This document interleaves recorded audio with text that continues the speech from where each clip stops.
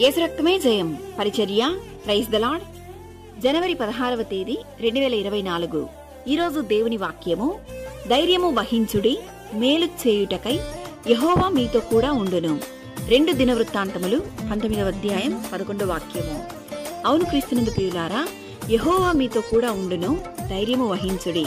చాలా సందర్భాలలో ఈ లోకంలో ఉన్న ఆత్మీయులు కానివ్వండి, సంఘస్థులు, కుటుంబస్తులు, స్నేహితులు, తల్లిదండ్రులు మనతో తోడుగా ఉంటానని చెప్పినను అననుకూల పరిస్థితులలో, అననుకూల సందర్భాలలో మనల్ని విడిచిపెట్టచ్చు. అయితే క్రీస్తు యేసు అలా చేయి విడిచే దేవుడు కాదు.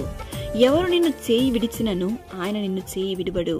ఈరోజు ఈ వాక్యం వింటున్న ప్రియ సహోదరి సహోదరులారా, నీ పరిస్థితి ఏదైనా కావచ్చు.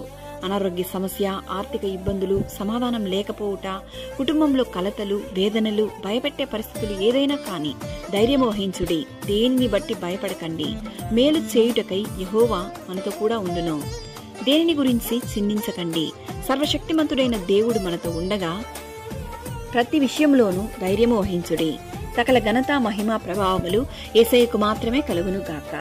ఆమేన్. God bless you.